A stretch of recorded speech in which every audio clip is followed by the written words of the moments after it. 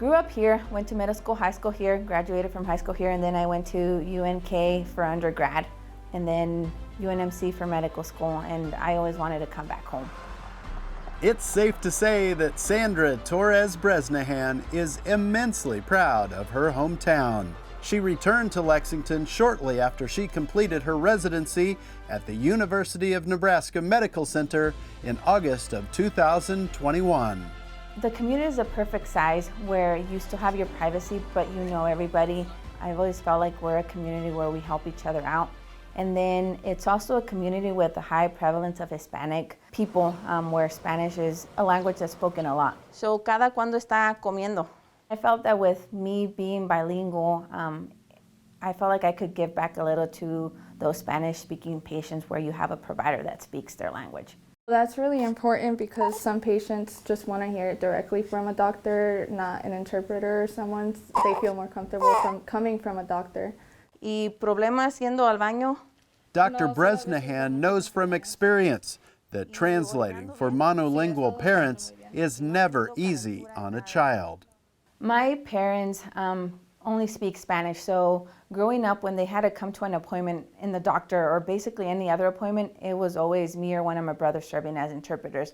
And it's never a pleasant experience where you're hearing like your mom is sick and there might be something wrong with them and you having to act as an interpreter there. So I think sometimes immigrant children are put in those situations where they have to play the role of an adult when they're not ready for that. And I feel like with me being able to speak Spanish, I could at least help that a little bit.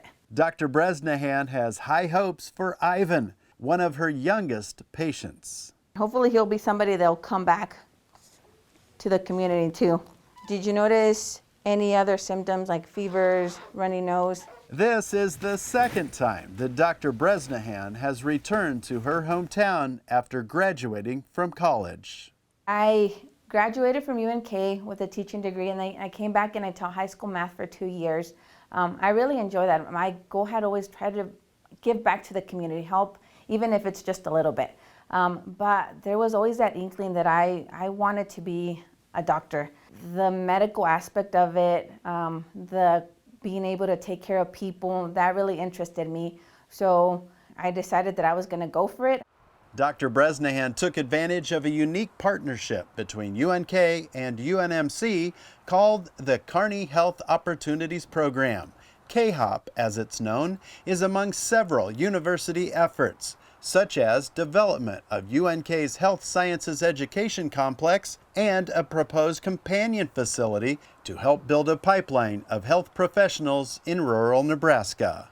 One of the things that had initially kept me back was that I was like the first one in my family to go to college.